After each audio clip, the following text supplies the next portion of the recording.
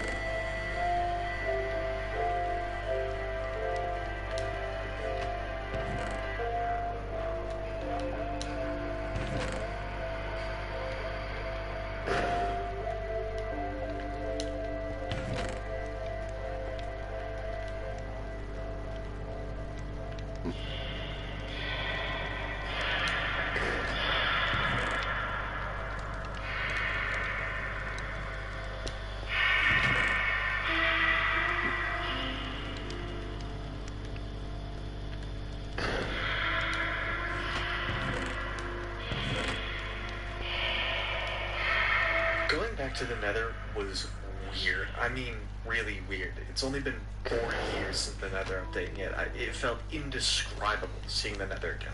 Though, my short montage pretty accurately put it together. I actually really liked the Nether update. I think the changes made to the Nether in 1.16 was one of the best updates Microsoft actually made.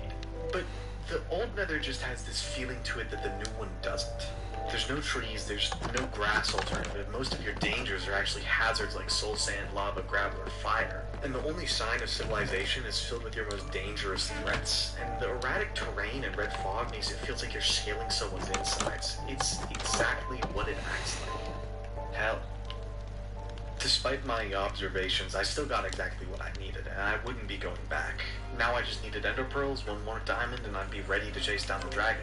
When I started this world, I did so with the goal of beating the game and doing little tasks along the way for footage. When I built the portal, it really started to sink in that once I make the ender eyes and go fight the ender dragon, that's it. No Elytra, no end cities, the credits, and nothing more. And that scared me, because in all truth, I didn't want the video to be over. I didn't want the world to be over. I got attached to something I said I'd abandon when I was done. Because for all the reasons I can give and all the excuses I can make, I was having fun. I was having fun on a game that I love that I hadn't had fun on in a long, long time.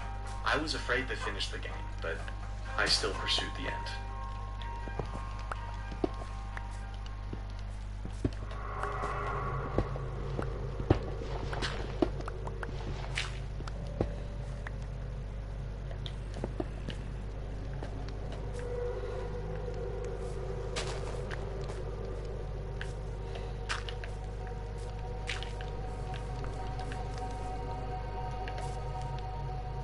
when I realized that there wasn't any mending in the game, I decided that when I enchanted my gear, I wouldn't put much thought into it. I just kind of take what I could, you know. But my 45 saved levels came in clutch, and it made me want better enchantments than level 2s. So I spent like 2 hours mining quartz, enchanting an item, then going back, and I burned through 4 diamond swords to get a decent one. My gear did kind of end up being crazy though, especially the helmet, which was nuts on one enchant. I built up everything to this point, to this moment, and it was weird knowing that once I killed the Ender Dragon, I'd be done, finished. But I was not going to let that stop me.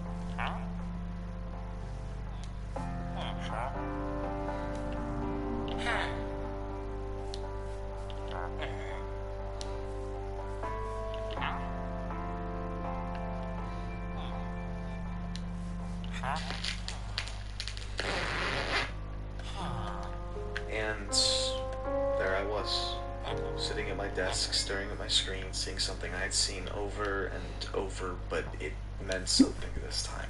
And I read every word because I wanted to. The credits told me I was alive, that the universe says I'm strong, that I'm my enemy and my ally, that I am alone and that I am not, that I am bright and that I am dim, and that I love and that I am loved because I am love. And those words mean something, because I want them to. Even if they may just be credits, it's a love letter to the player, and I'm the player. I've been the player for 11 years of my life, and the past 15 hours of gameplay were just that. My memories, old textures, old music, old desires, over and over, and it was just over like that. And I was sad. Sad that I'd leave the world behind, and the version. Sad that at some point I left myself behind. In the caves, the forest, or the cow pens and wheat farms, and the dirt homes and stone tools. I was distraught to let it all go, but I was happy to have opened my eyes to it. I was happy that I'd have the chance to come back at any time. Maybe not to the laughter or the stupid fights or waking up early just to play, but I could at least come back as a visitor, to say hello and check in on something that built me as a person, and eventually to say goodbye. And thanks. Thanks for absolutely everything.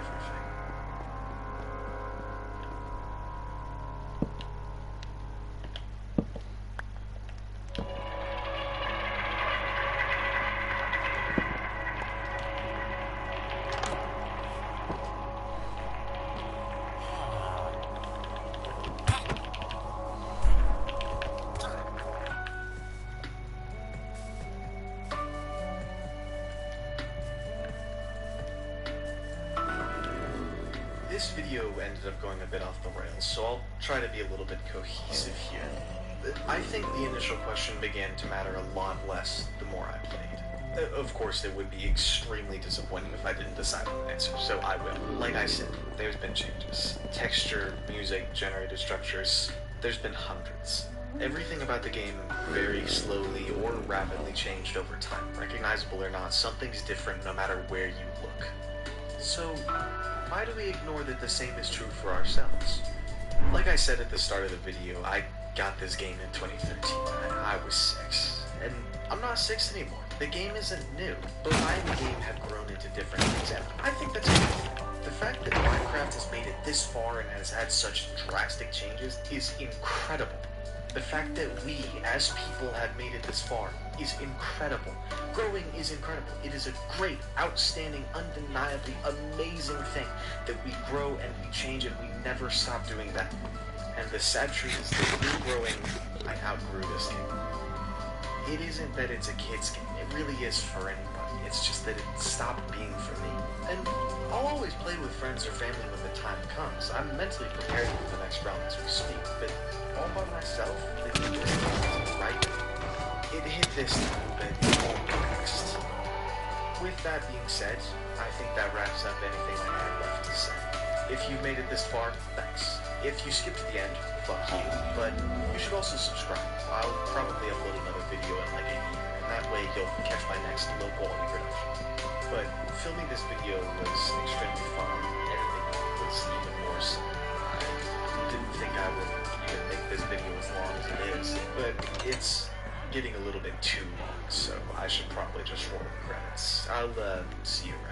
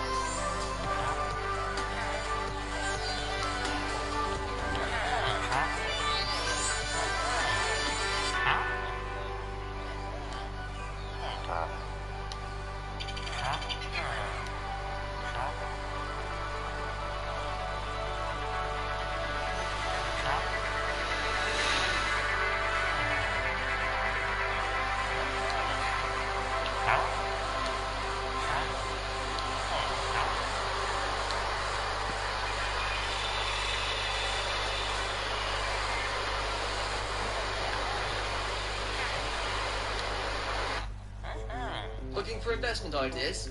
Get inspired by investors worldwide on eToro. Just choose your investors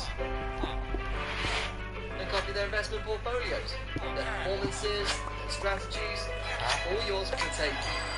From now on, whatever they invest in, you invest in. So, be the investor you want to be. Join eToro today.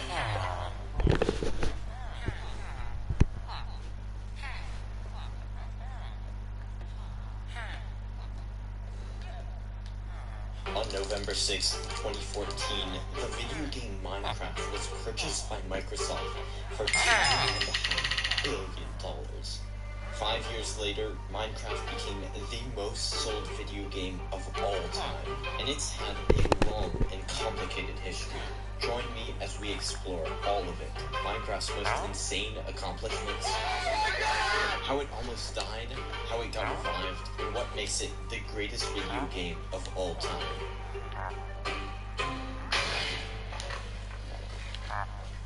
Minecraft comes from humble beginnings, the unassuming cave game. On May 13th, 2009, Marcus Persson, or Notch, unveiled a project born from his creative pursuits in his spare time. Influenced by the blocky landscapes of Infiniminer, Notch set out to construct an open-world 3D sandbox experience. Within just a day, Cave Game underwent its first transformation, emerging as Minecraft: Order of the Stone. The momentum didn't stop there, though. Notch, riding on a wave of creativity, soon introduced trees, coal, iron, and gold ore, enriching the game's world. This rapid development marked the emergence of something more than a game, the birth of a legend that would soon be known simply as Minecraft. That same day, JWOP uploaded the first ever Minecraft YouTube video that wasn't recorded by Notch himself. JWOP walked around a staircase creation he made and uploaded another video soon after. This he called Mario Minecraft Awesome because he created a pixel art of Mario. Minecraft pixel arts would become pretty huge later on, and this was the very first time one was created. On May 21st, the Minecraft forums opened, a place where players could chat, ask questions about the game, and discuss. Already, we could see a community forming around this indie game, but no one had any idea how big it would actually get. One day after that, the Carlzor recorded the first ever Minecraft commentary video, where he talked about a little Java applet called Minecraft. Carl built a small house with an underground tunnel to the sea. He lamented the lack of a save feature in the game, which meant any builds he created would be lost. Still, Carl predicted the future. You can do any number of things in this game. You can make mazes, you can make mansions, you can make castles. The decisions are yours and yours alone. At the end of the month, Notch implemented a couple of features that made the game a lot more exciting, including flowers, grass, wool, commands, and mushrooms. This release also allowed people to play online with their friends in multiplayer, which was a massive leap. The introduction of multiplayer led to new innovations, including minigames. Within the next couple of weeks, the players Green Slimy, Pentaclam, and Mulrus created the first Minecraft minigame, Spleef. The objective of Spleef is to break the blocks so your opponents fall while you stay standing. This era was later named Minecraft Classic. Notch continued to develop the game, but players had a lot to work with. As 2009 drew to a close, the builder Eekrider uploaded several videos of massive builds he had created. In one, he showcased a mega cathedral, as well as an incredibly impressive replica of the Swedish House of Parliament. The path ahead for Minecraft was filled with endless possibilities. The game's journey continued to unfold, driven by a passionate community and a visionary developer. That brings us to a new decade. No one knew where Minecraft would go in the year. By the way, if you want to see more videos like this in your feed, press subscribe. The year 2010 rolled around, and with it came a new decade. As this occurred, Notch continued developing the game. He founded Mojang Studios. Technically, in Swedish, it's pronounced Mojang, but we do not care. Anyway, on February 27th, Minecraft InfDev dropped, which sold for $10. InfDev brought infinite world generation to Minecraft, hence the name Inf. Within 4 months, Minecraft passed 20,000 sales. This showed that Notch definitely had something special on his hands. In the middle of summer, on June 18th, Notch dropped a Secret Friday update, which added minecarts and rails. For weeks in a row, Notch added small changes to the game that were released on Fridays. For example, the second Secret Friday had dungeon spawners and saddles, and the next was the first Redstone update. This included all things redstone: ore, dust, torches, levers, buttons, pressure plates, and iron doors. Over the next 2 months, more features were added in these Secret Fridays, including everything you see on screen now. While multiplayer had been in the game for a long time, on August 4th, 2010, Minecraft Online opened up. Minecraft Online began hours after survival multiplayer was added, and to this day, it has never been reset. It's still playable right now. Minecraft Online began hours after survival multiplayer was added, and to this day, it has never been reset. It's still playable right now, but you might run into some issues with lag. This is when the Minecraft YouTube scene really got started. On August 26th, a video titled Batman and Isaac Unite was uploaded by a small channel named Captain Sparkles. This was Captain Sparkle's first Minecraft video, where he joined up with his friend Isaac on a server, explained what Minecraft is, and explored the different builds that the server members had created. A couple days later, more than 30 people gathered together in a green park in the city of Bellevue, Washington. What occurred on this date laid the foundation for an event that has involved millions of people, and a lot of controversy. This was the first Minecon.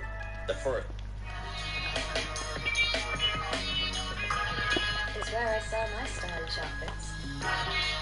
Minecraft convention where Notch and a couple dozen fans of the game got together in a small part of the northwestern United States to discuss Minecraft. They had a Q&A section, and one absolute Chad lad pulled up in a homemade creeper costume.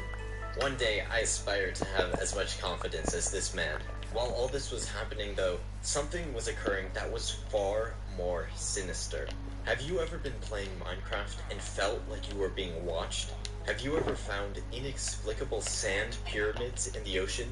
Or even trees without leaves? Or long, unnatural 2x2 tunnels? This might be the work of the mystical creature known as Herobrine. A month before Minecon happened, a forum user named Flaky posted a comment from 4chan. The comment described a player listening to the music disc titled 13, and then meeting a frightening entity with glowing eyes. This entity took on the name Herobrine. Herobrine was rumored to be the digital embodiment of Notch's dead brother, but no one had solid proof of its existence. At least, not until August 30th. On that day, a player named Copeland was live streaming when he saw Herobrine in his own survival world. He shut off the stream, and his viewers were left wondering what just happened. Just a day later, the now infamous image of Herobrine was posted to the forums as well. Was this all just a big hoax, or is there more to the story? Despite the fact that Copeland's Herobrine encounter was widely known, the original footage of his livestream is lost to this day. That can mean only one thing. There is a dark plot at work. After this, Mojang claimed to have removed Herobrine from the game in patch note after patch note after patch note, but there was never any evidence of Herobrine's existence in the code to begin with. What's going on? Anyone who emailed Notch to inquire about this was met with an automatic reply, saying, Herobrine does not and never has been part of Minecraft, nor do I have a dead brother. It's possible some mods might include a Herobrine character, and some players might play tricks on other players to make them think they saw Herobrine, but the story behind the character is not true in any way. That settles it, doesn't it? Well, I'll leave that up to you.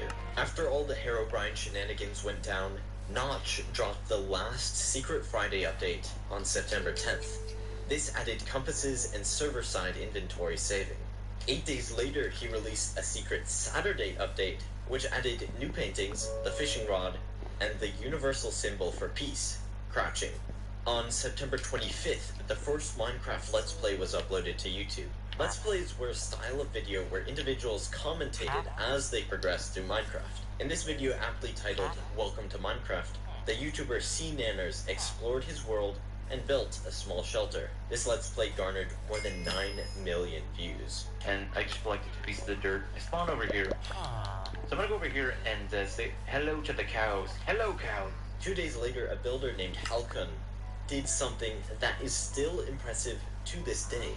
He built a 1-to-1 scale model of the Star Trek Starship Enterprise. Just looking at this footage, it's unbelievable the amount of dedication that went into this build. Speaking of people doing unbelievable things in Minecraft, someone named the Internet FTW created a working calculator with 16 bits of RAM in survival. He did this before redstone repeaters were added to the game, which makes this even more remarkable. On October 2nd, someone from Sweden uploaded a video with his friend called Minecraft Multiplayer Fun. The video itself was pretty simple. The two of them simply laughed and messed around with a zombie that was stuck in a minecart. This player's name was PewDiePie, and this was his first video. A couple weeks later, someone else named Good Boulderfist started a series of his own called Mindcrack, which, like many others, was survival. Good didn't know it at the time, but this would launch some of the best Minecraft content for years.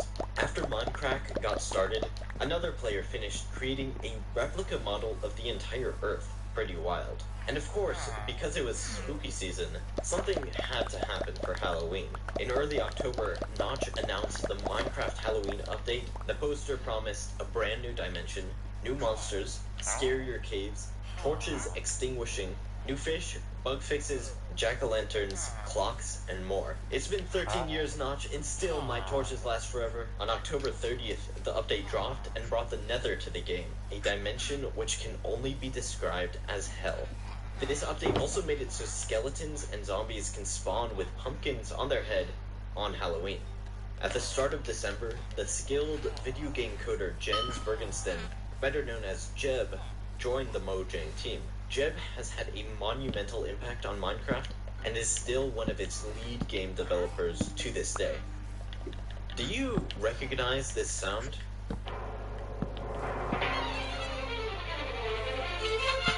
Hooray, Minecraft.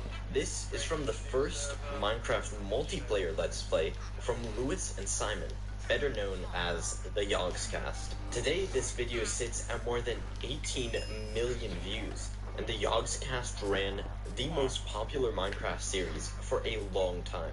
Right when Lewis and Simon got started, 4 days later, Good Boulderfist started Season 2 of Minecraft on a new world and made a pivotal change that had profound effects he couldn't have.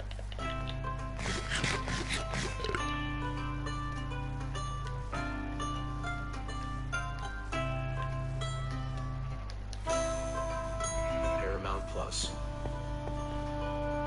Predicted at the time. He invited some friends. While Minecraft was getting tons and tons of sales and becoming incredibly popular, there were some that simply couldn't buy it. Maybe they were children and their parents didn't want to dish out a credit card for some random video game, or they simply didn't want to pay.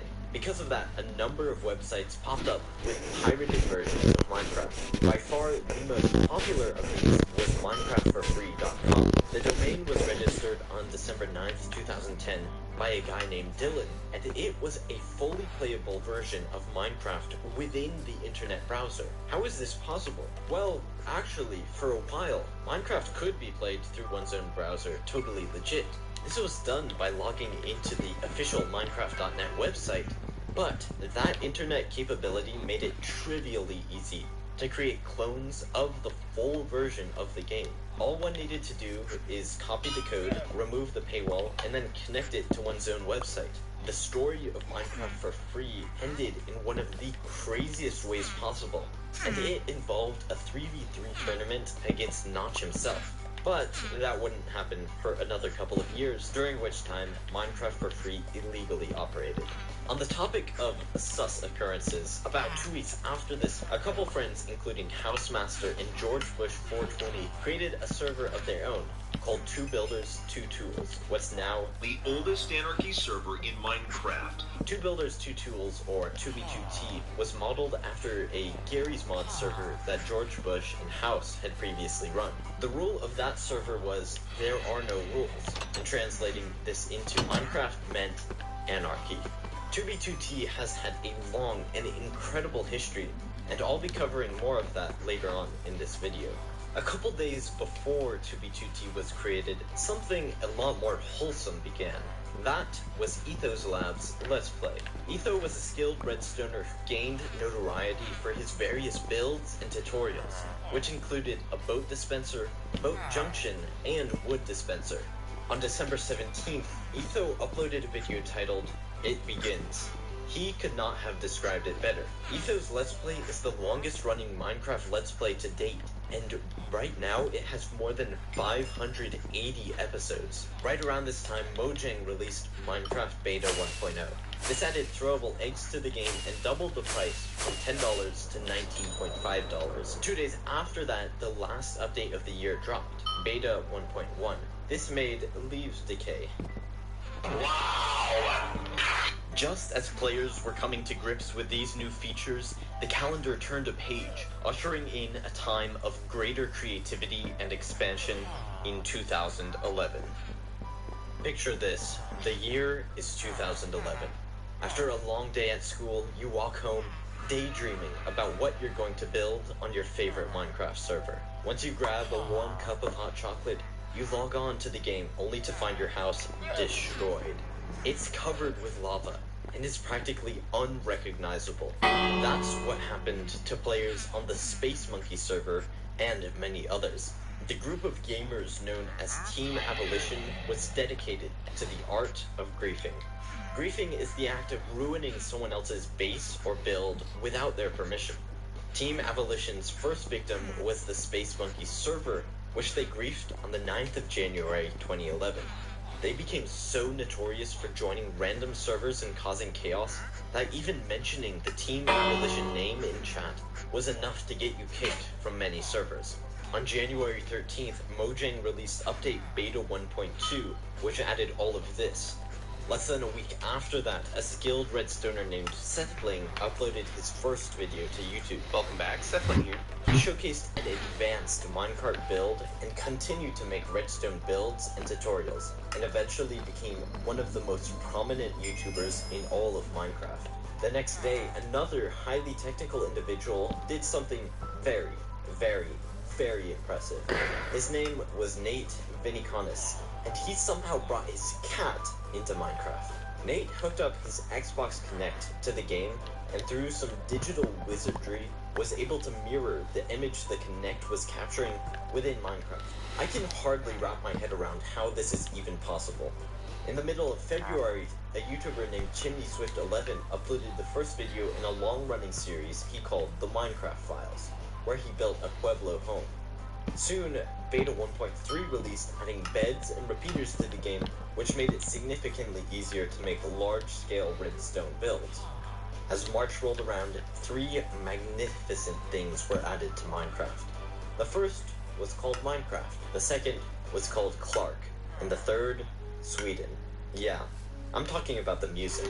The incredibly talented music producer Daniel Rosenfeld, better known as C418, created several soundtracks that were brought into Minecraft.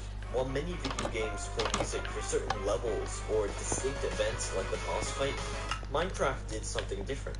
The songs came on at random intervals. If you had a childhood that was anything similar to mine, I would encourage you to do the following. The next time you're up late and it starts to rain outside, boot up the Minecraft soundtrack and just listen. Wait for the memories to come back to you. Thanks, C418. The game wouldn't be the same without you. Now, while not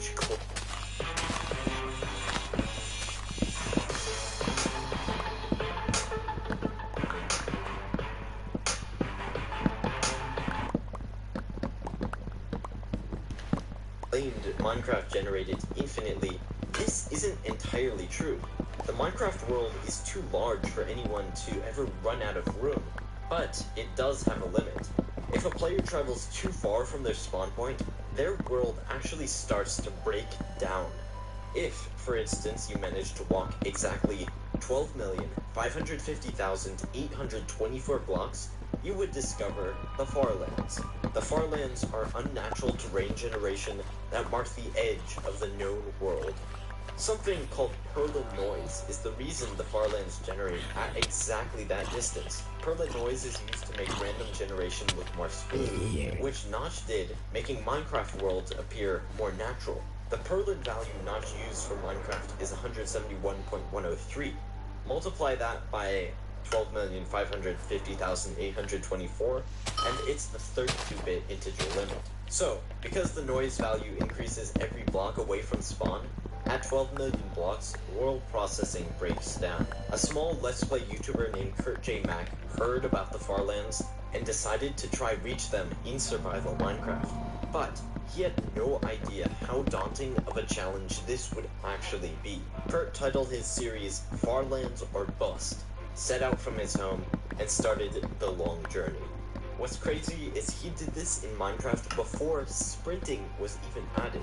3 days later, Beta 1.4 dropped with wolves, cookies, and a new logo for Minecraft. This update also had a bug that allowed players to place blocks like flowers and cacti in places where they weren't supposed to be. The bug thus made it possible to create triple chests, or even quadruple and quintuple chests. Beta 1.5, 1.6, and 1.7 released over the next few months, adding everything that's listed here. Right after the release of Beta 1.4, players who joined Minecraft were greeted with locked chests, crates which they could buy with real-life money. Clicking on these took them to a Minecraft store, but, of course, this was for April Fools. Haha, I really hope this joke never becomes a reality. Playing Minecraft, especially with its big chunk generation, takes a fair amount of processing power to run. Because of the hardware requirements, some players on laptops or weak computers had trouble running Minecraft. To counter this, the Optifine mod was created. Optifine was designed to optimize Minecraft's chunk rendering and performance, so even people on old laptops could play the game without lag. On July 1st, Minecraft passed 10 million registered users. If this image elicits any emotion from you, it's because you know about the Aether mod. The Aether was a mod created by King B Dogs, which brought an entire new dimension to Minecraft, like the heaven to Nether's hell. The Aether was accessed by building a glowstone portal and placing a water bucket inside. A number of playthroughs of the Aether became quite popular on YouTube, and a lot of viewers, especially kids, didn't realize they needed to install the mod to access that separate dimension. Thus, when they built the portal, they were only met with disappointment. Potentially inspired by the Aether mod, Notch actually worked to officially add a sky dimension like it to Minecraft, and even posted screenshots of it. But the original concept was used for the end dimension instead. Just a week after the Aether release, a Minecraft forum user named Burner created the Minecraft Herobrine mod. This added Herobrine to the game, as well as other creepy features. 2 days later, the Yogscast set a world record by bringing 2,622 players onto one server, and it had remarkably not terrible performance. Because of how popular Minecraft had become, the Mojang team realized they could expand into other markets. On August 16th, Minecraft Pocket Edition released on the Xperia Android phone, selling for a couple of dollars. And that came with Pocket Edition Lite. Pocket Edition Lite was the free version with very reduced features. This was one of my earliest experiences with Minecraft, and I'm sure it may have been for many of you as well. Soon after this, the world got to experience the glorious Creeper. Aw man. I mean, Revenge, Captain Sparkle's Minecraft parody of an Usher song. Less than a week later, Denyon84 created a working computer in Minecraft, with the ability to write. So it was basically a typewriter. As all good coders do when they first learn to code text, he made it write, "Hello world." Now let's look at how AI can help optimize business operations, helping you track inventory and anticipate stock needs. Keeping track of inventory is one of the biggest challenges for small businesses. If you order too much, you tie up cash in stock. If you don't order enough, you risk running out and miss out on sales. AI can help you spot patterns. On September 5th, a player named Noob Crew released a map to the Minecraft forums. The map was very simple, a small island with a single tree above the limitless void. He called it Skyblock. Skyblock had everything people needed for infinite building. The materials for a cobblestone generator, the possibility to create a mob farm, and more. Because of the unlimited possibilities in Skyblock, Noob Crew's creation became the most iconic map in Minecraft history. Noob Crew himself later released Skyblock 2.0, which included an extra island that allowed players to travel to the Nether. On the topic of iconic maps, the day after Skyblock was created, a builder named FV Disco released a map called the Temple of Notch. This was an ancient temple based around Notch's face. When you deposited a gold ingot, Notch would either bless you or condemn you. If you were blessed, Notch would grant you gold and diamonds. If you were condemned, the floor dropped from under your feet, and you died from lava. FV Disco uploaded a video showcasing the map, which is currently at almost 20 million views.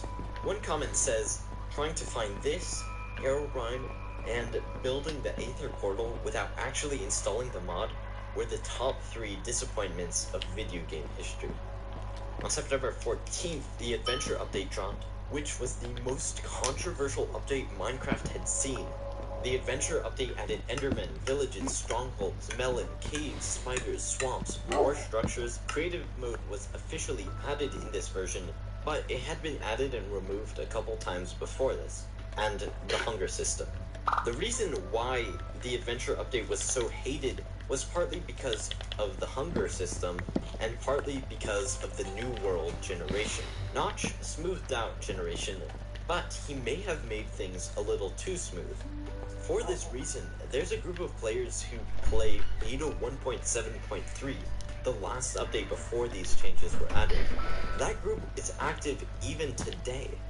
With the Adventure update, Etho decided to make a new world for his Let's Play, and that's the same world he's currently playing on now, more than 12 years later. A couple days after that, Etho played a minigame called Race for the Wool with the Minecraft squad. This game was created by Vex, and the objective was to get to the wool on the other side of a long map. These minigames were popping up left and right, and really showed how creativity can be expressed within Minecraft. The latter part of 2011 was huge for the game. Not only was the game released on other platforms like Android and iOS later on, but on November 5th, some dude found a naturally spawning triple chest in his survival world. Nah, that's not what's huge. We had things like the Forge mod loader get released, which made it significantly easier for players to bring mods into the game. One mod that players might want to try was called Elemental Creepers, which a small channel named Ant Venom showcased. That video brought his channel out of obscurity. On this theme, modded Minecraft was becoming quite popular. The Yogscast, for instance, created numerous videos showcasing different mods like this plane and biomes mod. On top of mods and mod loaders, other platforms, and triple chests, there was also Minecon. About halfway through November, Minecon 2011 was held in Las Vegas, Nevada, and it was so much bigger than anything we had seen before. While only a couple dozen people attended Minecon 2010, more than 4,500 people pulled up this year. Beyond that, the announcements were huge. Firstly, Jeb Dover as the lead programmer from Notch. Within the game itself, enchanting, potions, animal breeding, villagers, mushroom islands, nether fortresses, more nether mobs, snow golems, hardcore mode, and 9 new music discs were added to the game. On top of that, there was also the end. By locating the stronghold and igniting the end portal, players could now face off against the Ender Dragon. Finally, Minecraft had an ending. Everyone who attended Minecon 2011 received a red creeper cape, and this tradition of Minecon attendees getting capes would continue for years. And of course, we can't forget that when Notch pulled the lever, Minecraft officially released. This brought its price up to $26.95, and it's remained near that price even until today. Soon after this, the official Minecraft trailer dropped. Minecraft was now a full, polished game with a beginning, middle, and end. Even though the game was polished, there are always going to be players trying to exploit it. In late December, one of Minecraft's earliest hacked clients appeared.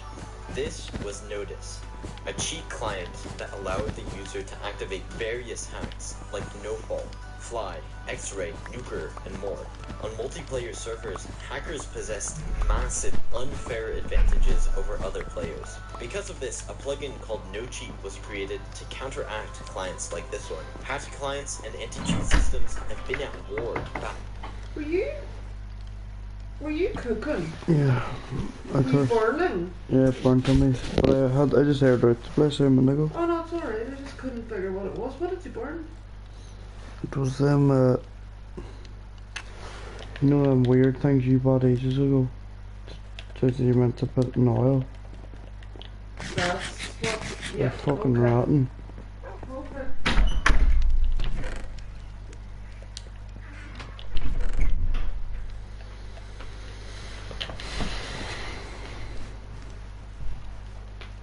Back and forth ever since. Now, as I said, 2011 was a massive year for Minecraft. One major factor driving Minecraft's success was its presence on YouTube. Tons of massive YouTubers got started or really picked up steam this year. Seth Bling, the skilled redstoner, Chimney Swift 11 with his Minecraft Files series, Sky Does Minecraft uploaded his first videos, Vicstar123 contemplated getting into the game, ASF Jerome, the tutorial channel Magma Moosin, Toby Games, and more. Minecraft continued with its third season with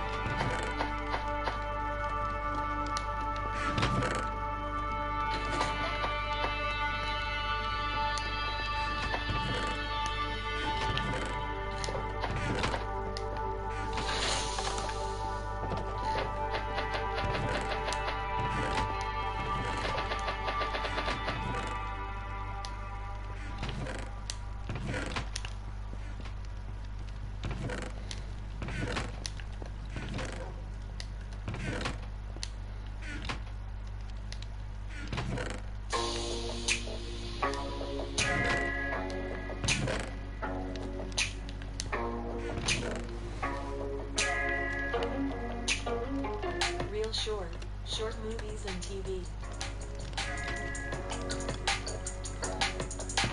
Install and go.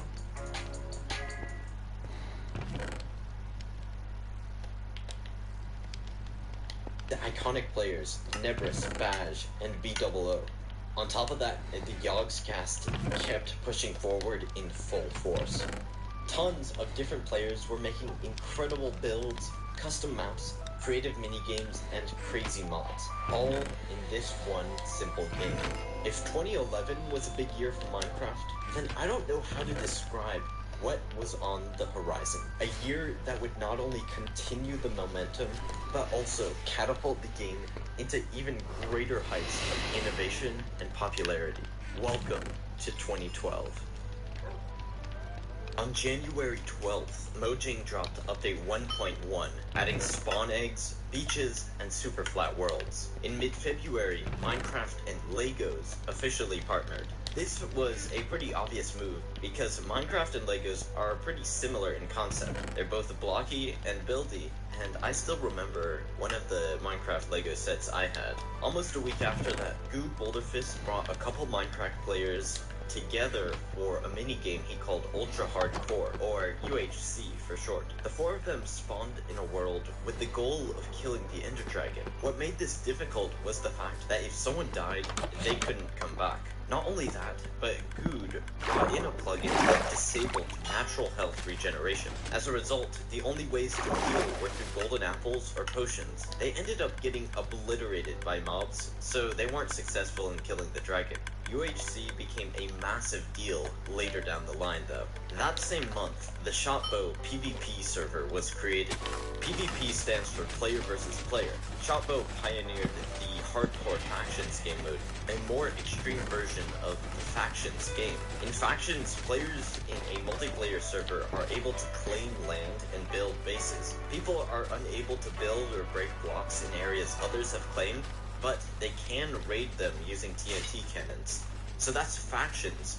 But there's two things which made hardcore factions different. The first is deaths till raidable. Every team had a certain deaths till raidable value, so whenever one of their members died, that value would drop. When it got to 0, anyone could enter their bases and steal their items. The second unique feature in hardcore factions was death banning. Whenever someone died, they would be unable to rejoin the server for the duration of their playtime. That means if someone was playing for 3 hours and then died, they'd have to wait 3 hours before they could log in again. If they had survived 3 days without dying and then got killed, they'd be banned for 3 days. This made the game mode super competitive, but also led to a lot of toxicity. On February 28th, the team behind Bucket, a plugin that helps servers run, was hired by Mojang for server software development. This included Dinnerbone, Evil Seth, Grom, and Tag. That means that what Dinnerbone and the boys were doing was so good that the official Minecraft team thought, yeah, you guys should join us. Since all of the beta versions of Minecraft had used up the numbers 1.1, 1.2, 1.3, and beyond, Mojang decided to change how the new updates were classified. Minecraft's official release was Update 1.0, but then after that, each update had an extra 0.1, so people wouldn't confuse it with beta. For example, Update 1.2.1 dropped at the start of March, which added jungles, ocelots, iron golems, mineshafts, zombie sieges, and more. A couple weeks after this, the Pixelmon mod was released, a very popular mod that added Pokemon to Minecraft. The next day, the Minecraft team got together for their third season of Ultra Hardcore. This time, they changed the objective. Rather than race to kill the Ender Dragon, they raced to be the last person alive. Thus, the focus became PvP and survival rather than speedrunning. Good himself managed to take the victory as Kurt J. Mack died to a creeper. On April Fool's 2012, Captain Sparkles dropped the Fallen Kingdom song. This had nothing to do with April Fools. It just happened to be uploaded on that date. Fallen Kingdom is a parody of Viva La Vida by Coldplay and is an absolute banger. 2 weeks later, Generic B started the first season of a server he called Hermitcraft. It's gonna be the beginning of great things. Only a couple days after that, IS Cupquake organized a game mode called Survival Games. This was based on the well-known Hunger Games books and, at this point, movie. In the game, players spawned in a circle surrounding a cornucopia with loot scattered around the map. The goal was to be the last person alive, and Ant Venom managed to take the victory after an intense final battle against Captain Sparkles. Oh, I just won the Hunger Games. Survival Games became one of Minecraft's most popular game modes, and soon after this first event, the MCSG server began. MCSG allowed the general public to play Minecraft Hunger Games on their own without needing to use any server plugins themselves. On the same day Ant Venom won the Hunger Games, the Yogscast played a map that had been released a couple months before called The Dropper. The map had been created by a builder named Bigger, with the goal of jumping through various massive builds to land in water below. A diamond in a chest was hidden on every level, and the Yogscast playing through the map brought a lot of attention to it. Their original Dropper video has more than 5.7 million views, and the map itself has been downloaded 2 million times. A day after the Dropper released, Element Animation uploaded an Eggs Guide to Minecraft, the first episode in a series of animated comedy Minecraft. Time to pack it away and earn some extra cash. Selling books is so easy. Take a photo from every angle, upload the item, and sell with 0 fees. Download Vinted and start selling today.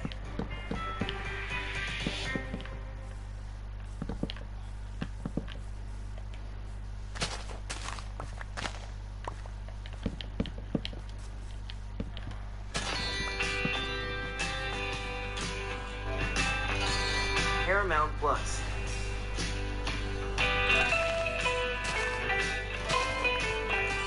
Download now.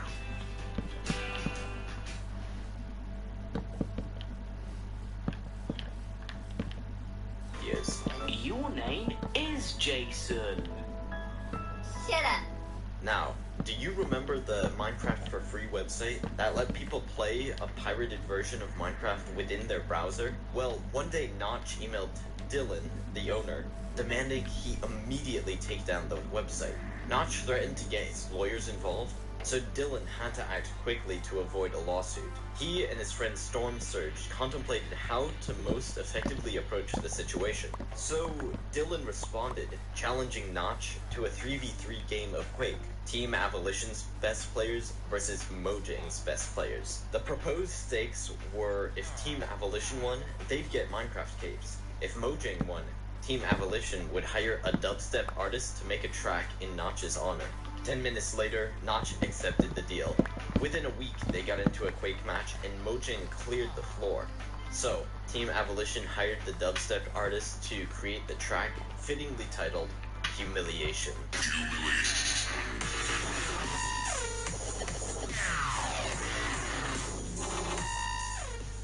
On May 4th, the popular Lucky Block mod dropped. Breaking a Lucky Block could have a bad outcome, a neutral outcome, or a good outcome. And the mod created an insane amount of content, where YouTubers implemented Lucky Blocks and other mods into challenge videos.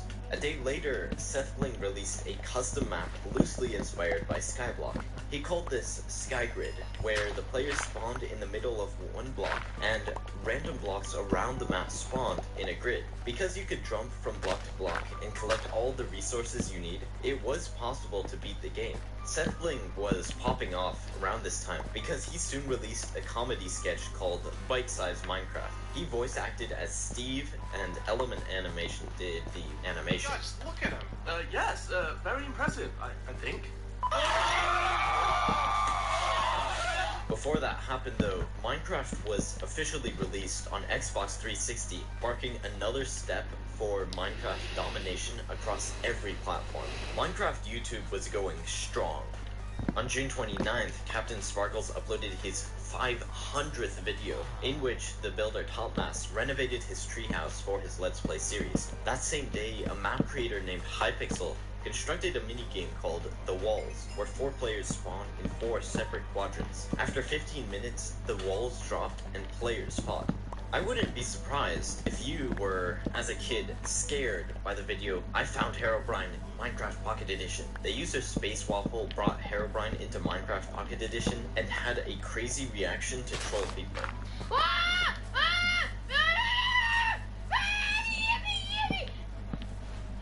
Run away, run away, run away! The reason I wouldn't be surprised if you got scared by this is because the video has more than 70 million views. When August came around, so did update 1.3.1, which added villager trading, emeralds, jungle and desert temples, ender chests, god apples, and adventure mode. Adventure mode helped map creators out a lot because it made it so players cannot break blocks unless specifically waitlisted to do so. In October, the artist Donkey Inferno created the distinguished, classic, iconic Minecraft wallpaper. 3 days after, Mojang brought the 1.4.2 pretty scary update to the game, which added Minecraft's second boss after the Ender Dragon. This was the Wither. Spawned in with soul sand and the rare Wither skeleton skulls, the Wither is a powerful enemy that, if it be slain, will drop a nether star. Nether stars are the main part of the crafting recipe of the newly added beacon. Command blocks were also added in this update. Hypixel, the guy who had created the walls, released a horror map called Herobrine's Mansion on November 3rd. This was a spectacular adventure map which implemented a ton of redstone, as well as the newly added command blocks. Herobrine's Mansion was played by Skydoes Minecraft and other big YouTubers, and it became very well known. At the same time, Bajan Canadian started a 1-month Hunger Games challenge, where he'd play and upload Hunger Games videos every day for a month. Pretty simple. He ended up doing this for much longer than a month and got really popular from it. On November 24th, Minecon 2012 was held in Disneyland Paris, and this announced the Java 1.5 Redstone update. Like Minecon 2011, this event had 4,500 attendees. It also featured the Minecraft team, a costume contest, a panel with Captain Sparkles, and more. The cape was a golden pickaxe on a blue background. In early December, a prominent member of the Hermitcraft server, Isuma Void, created a minigame called Rush. Years later, innovations on the Rush game mode, which Isuma also called Bed Wars, became one of Minecraft's most played minigames. 5 days later, an animated YouTube video was posted depicting a Minecraft monster school. I don't know what's going on here, and I don't want to know what's going on here. But this was the start of the monster school genre that became super popular, so I have to include it.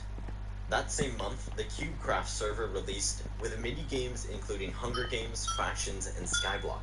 During this time, another server called The Hive also opened up. The Hive had survival games, as well as something called One in the Chamber, which was based on a Call of Duty game mode. These minigame networks use multiple servers linked together to allow hundreds, thousands, or even tens of thousands of people to be online at the same time. As I said, what happened to Minecraft in 2012?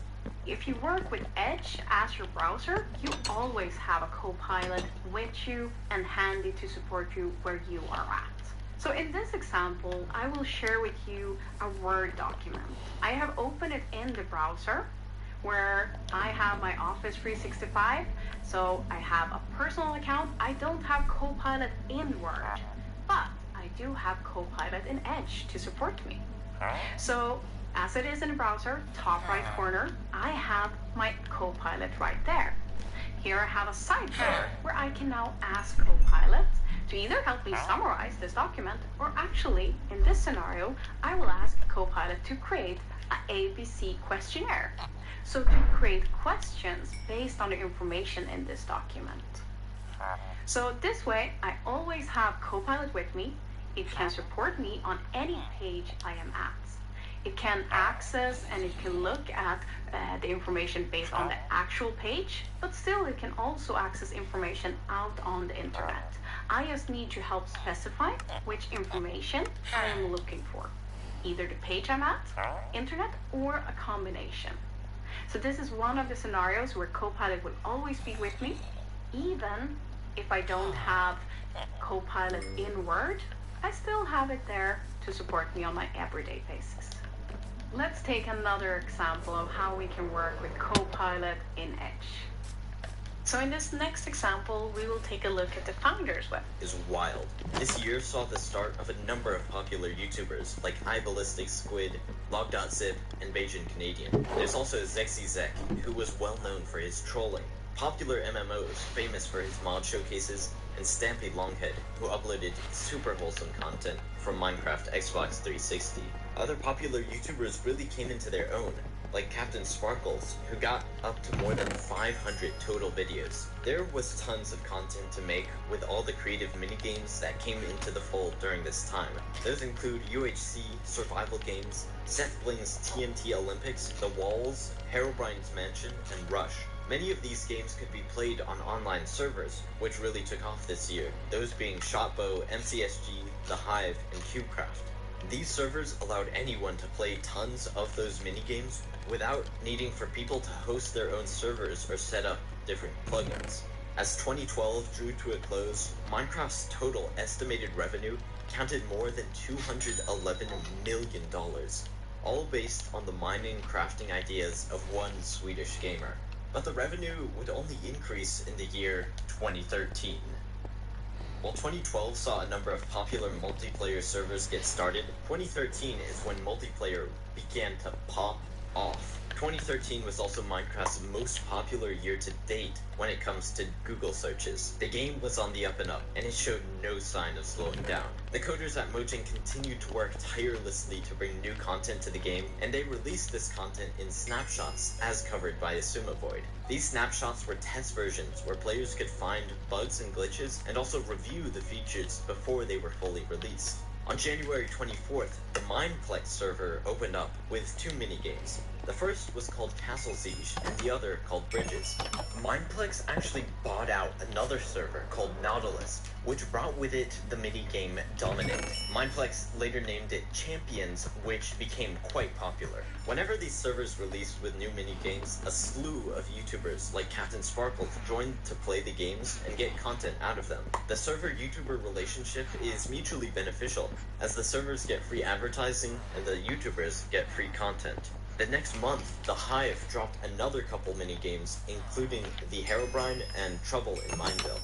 Seth Bling created another minigame called Supercraft Bros, based on Super Smash Bros, which was playable on the server Minecade. On March 13th, what had been announced in Minecon 2012 finally arrived.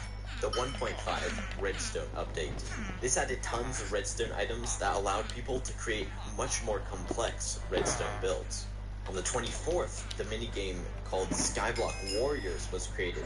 This was based on Skyblock, but added PvP elements to it. This is a pattern we see a lot with minigame progression. Someone will make a minigame or map like Skyblock, and then someone else will come along and modify it to add extra spice. So Skyblock is cool, but it might be cooler with PvP. The same goes for the walls. The walls are cool, but what if we add lucky blocks? This constant innovation and creativity meant there was always something on the Minecraft YouTube scene that felt fresh and new.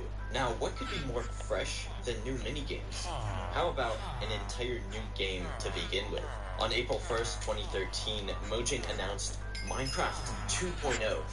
In the poster, we can see a shark, rainbows, unicorns, a creature with a sniper rifle, and even an alien spacecraft. Minecraft 2.0 released with tons of new features, like ethos slabs made with TNT, diamond chickens, horses, ponies, pink withers, and even redstone bugs. Of course, this was done for April Fools. Anyway, 3 days later, Minecraft reached monumental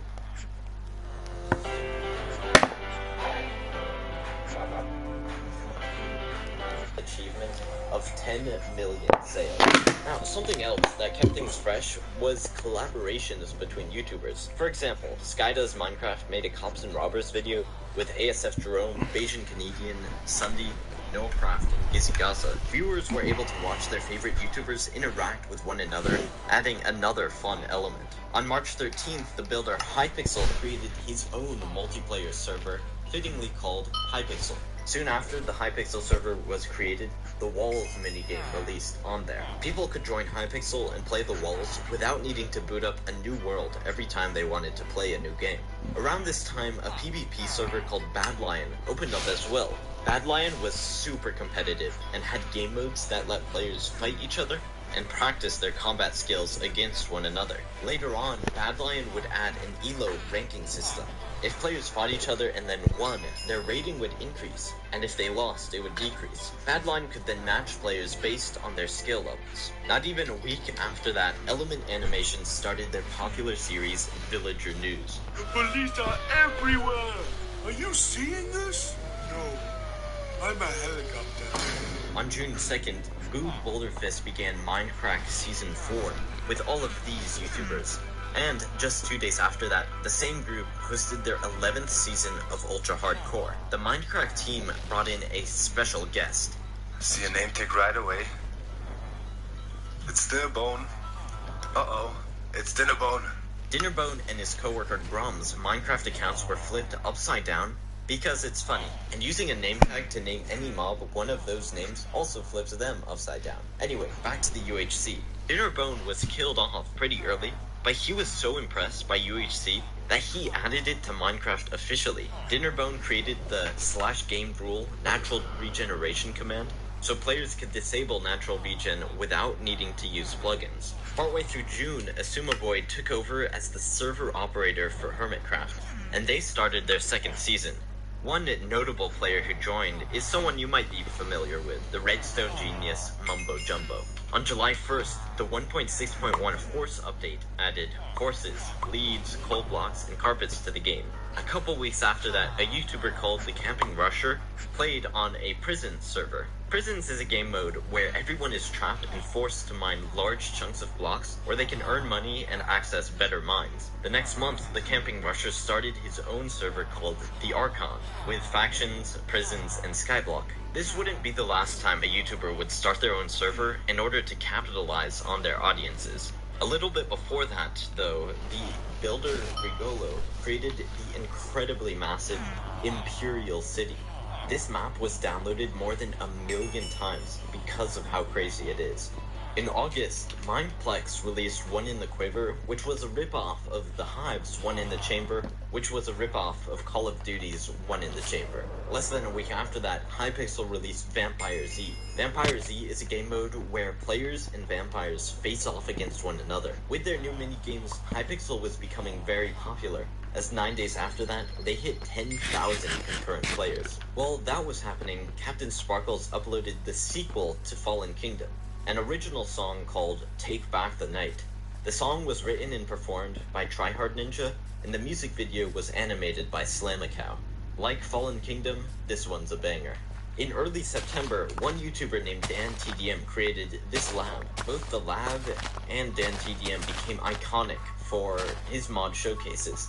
He started out with a special spider mod and ended up making hundreds of mod showcases. Halfway through the month, Mindplex released the Dragon Escape Parkour minigame. Only a few days after that, Bajan Canadian, ASF Jerome, and Pizza Hut announced their new server called The Nexus. These servers and minigames were really popping off.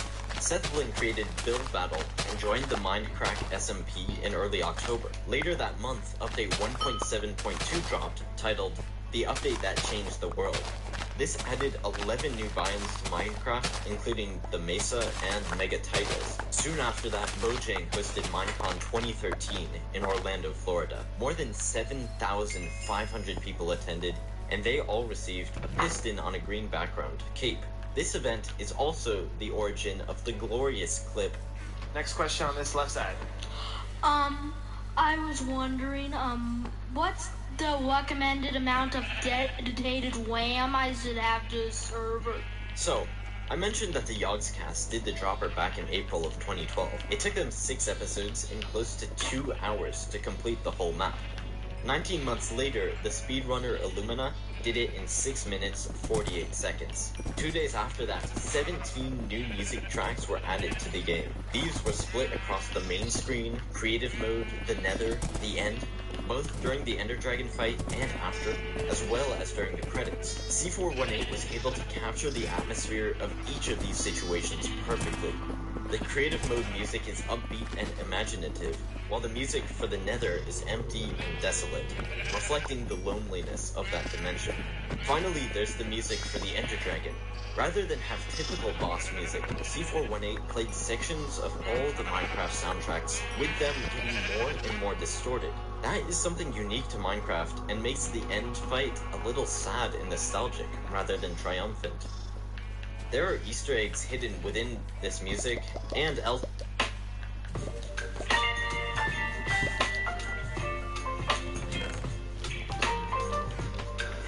Real short. Short movie.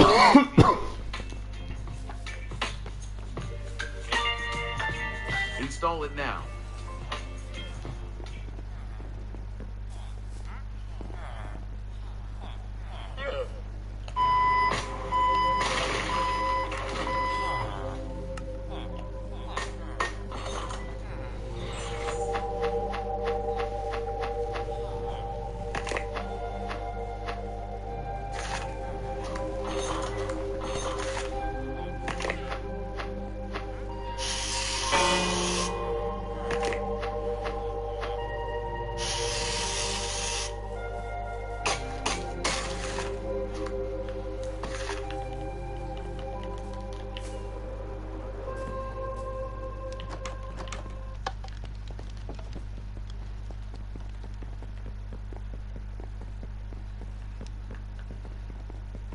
in the game, and some of those were showcased by the YouTuber CubFan135.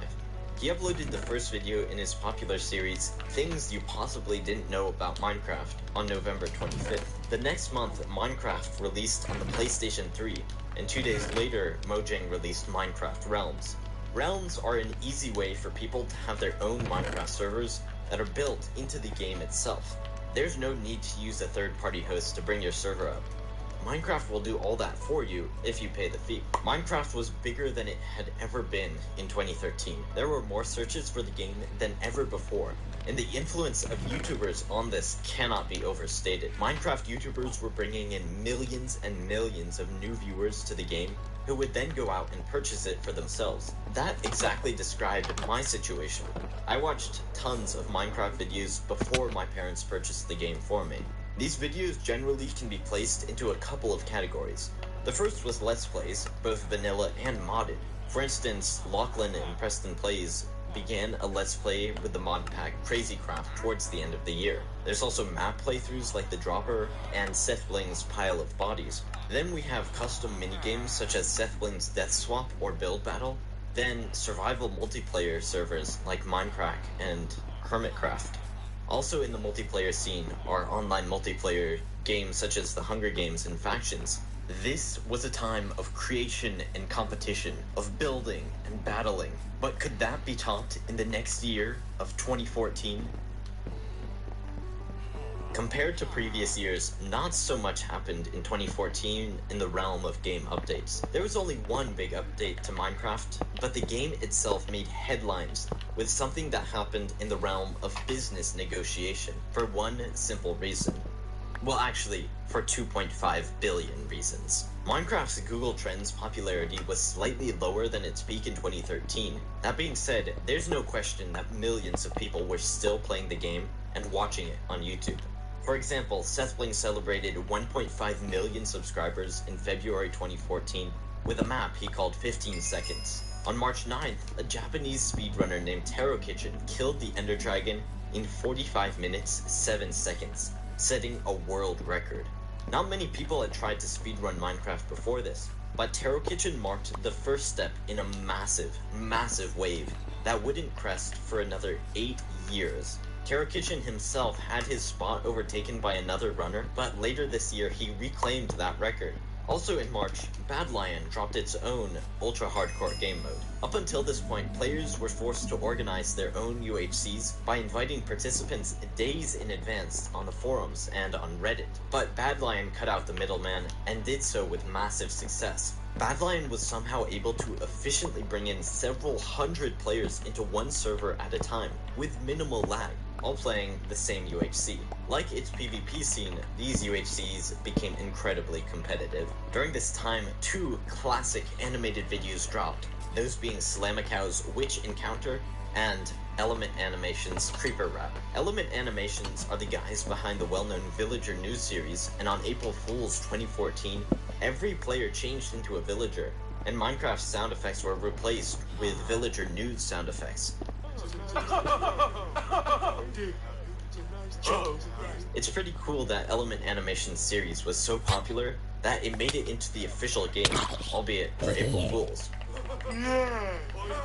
On that day, Mojang made a blog post which read, "The long-nosed villagers introduced in Minecraft Beta 1.9 have become sentient. We should prepare ourselves to serve under our new villager overlords." In early May, the government of Denmark had an ambitious idea. What if we remake our entire country in Minecraft? What's surprising is they were actually successful. The server was public and anyone could log on and enjoy it, but the Danish government disabled TNT in order to prevent griefing.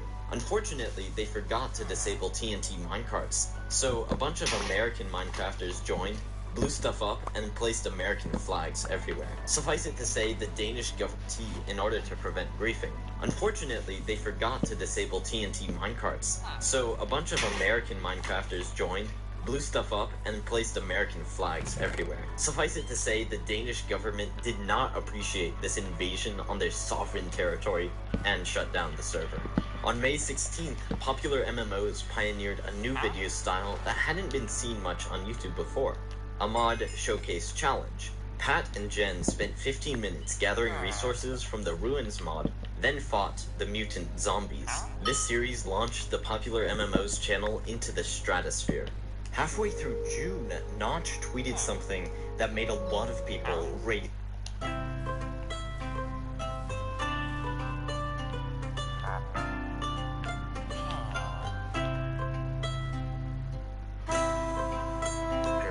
was.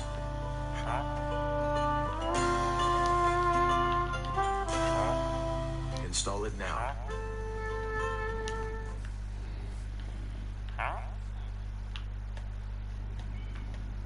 I turned my unused items into cash. And that's right, there are 0 selling fees. Sell hassle-free with Vinted today.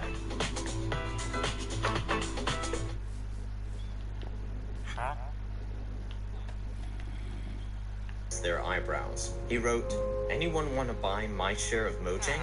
Those 7 words changed the course of Minecraft history forever. Notch was feeling a lot of pressure being the head of something so well known. It seemed every decision he made, every update the Mojang team released, was met with hate. It appears Notch missed the days when he could have a carefree time coding exploding arrows rather than deal with $1 billion empire. Later on, Paul Sorts Jr. and Captain Sparkles released the Minecraft handbooks. We've got the Combat Handbook, the Construction Handbook, the Essential Handbook, and the Redstone Handbook. I'm sure these books were available in your school library because they were in mine. They're a staple of Minecraft nostalgia. In early September, Minecraft had a series of big events occur, one after the other. On the second day of the month, Update 1.8 released that added ocean monuments and all this stuff. It also revamped the enchanting system. 2 days later, Minecraft released on PS4, and the day after that, it released on the Xbox One.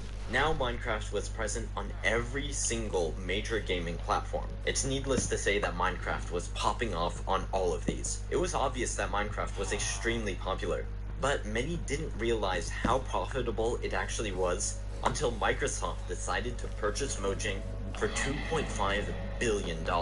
This deal occurred on November 6, 2014, and Notch and some other prominent programmers left Mojang entirely.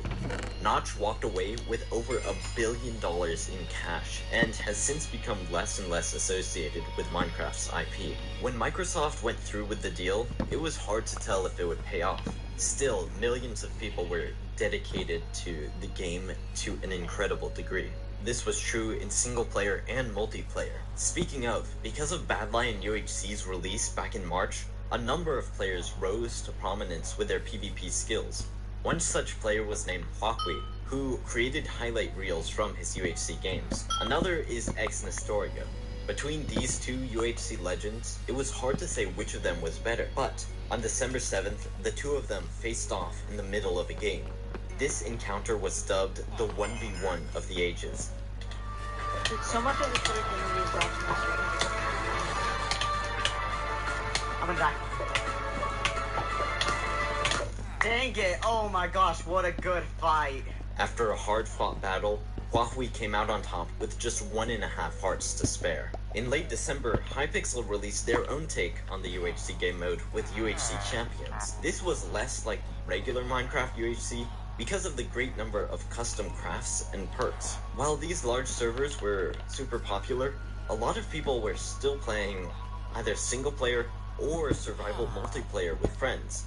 Such is the case when a player named Ragu42 began the Psycraft server, which has since become the most technically impressive Minecraft server in history. But I'll get to them later. On the last day of the year, a wholesome British man named Grian made his first upload, a Minecraft tree building tutorial. Grian flexed his incredible eye for detail with tutorials for buildings of every shape and size. A personal favorite of mine is his Hobbit house. Grian also worked on the builds for an ambitious MMORPG server, Windcraft. This was started by a developer named Salted, who created something unbelievable. A fully playable MMORPG with no mods, only a texture pack, all in Minecraft. Seeing these builds, enemies, and spells makes it hard to believe this is all contained within vanilla Minecraft.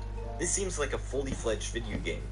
Windcraft was the most played Minecraft MMORPG for the next half-decade. So, 2014, massive year for Minecraft, but less than massive year for Minecraft players. The $2.5 billion Microsoft purchase shook the gaming community, which many people were apprehensive about. They didn't know how Microsoft was planning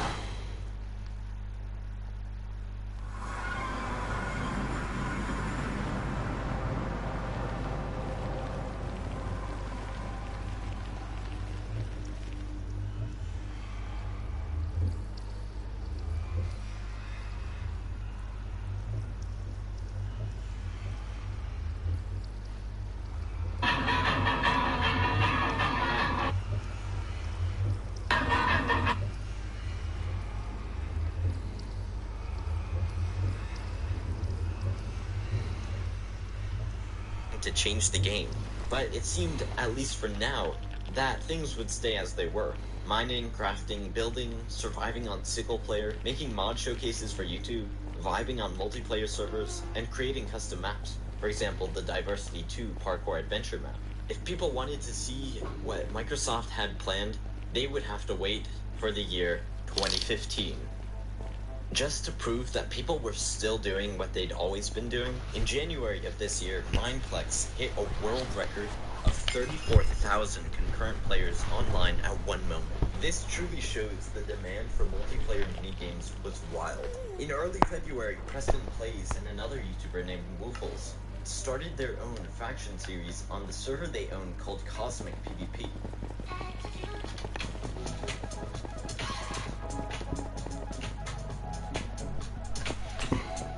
This is...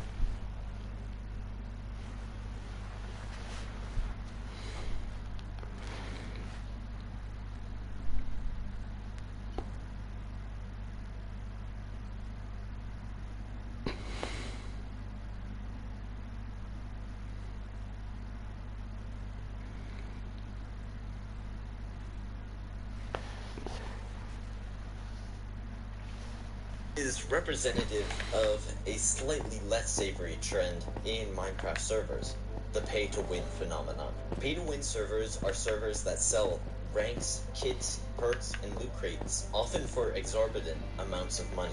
Players can easily get to the top of the game by grabbing their parents' credit card, which is a big part of the problem. These servers often take advantage of children who just want to have fun on the servers promoting their favorite YouTubers.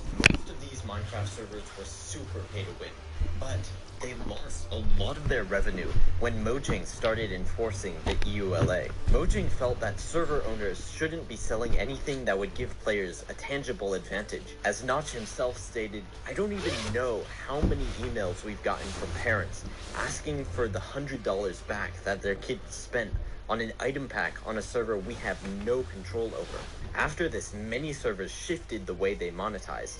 For example, Hypixel introduced network boosters, which were a way for people to get coins and XP. Things you could grind for normally. Boosters were just a method to get there faster. Honestly, I don't entirely understand the rules of what's allowed and what's not, as this still seems kind of pay to win. In early March, Good wanted to make the Minecraft server more into a business entity, and as a result, members including Etho and DocM77 stepped away. The two of them pretty quickly joined Hermitcraft, and this was a massive step up for that server. Later in the month, the builder Mr. Squishy, who had created a massive space shuttle and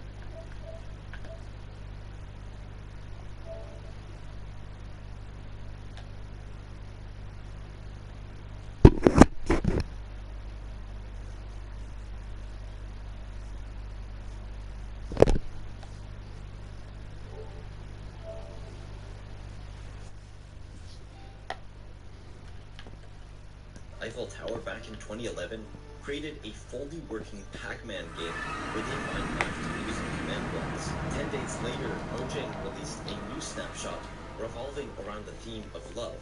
All swords and particles were replaced with hearts. The pink wither returned, and it was called the Loves and Hugs update. Once again, Mojang pulled an April Fool's prank, which is always fun to see. June was a big month for multiplayer servers, who released now iconic game modes. On the 14th, Hypixel created Skywars, and on the 20th, CubeCraft released Egg Wars.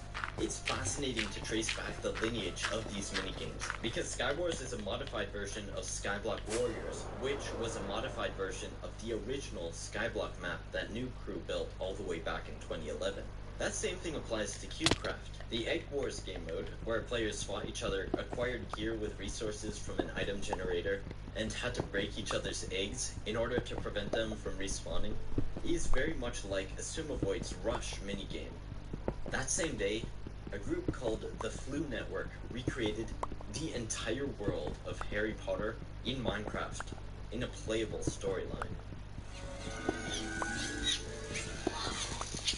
According to this random Minecraft forums post, Mojang was busy with the Micros purchase, so they rescheduled Minecon 2014 to occur in the summer of 2015. And so, Minecon 2015 was held in London in early July. Element Animation created the opening ceremony, and this event actually won a world record for being the largest video game convention in history. More than 10,000 people attended the event, who got to see the trailer for Minecraft Story Mode live. Minecraft Story Mode was an episodic narrative set in the world of Minecraft, later released in October 2015. In early September, CubeCraft hit the achievement of 30,000 concurrent players. While they didn't manage to overtake Mineplex's record of 34,000, this is still crazy impressive. Now, I don't know if it's just me, but it seems like not too much happened for Minecraft in 2015. This is the only year in Minecraft history where there wasn't a single major update. Microsoft bought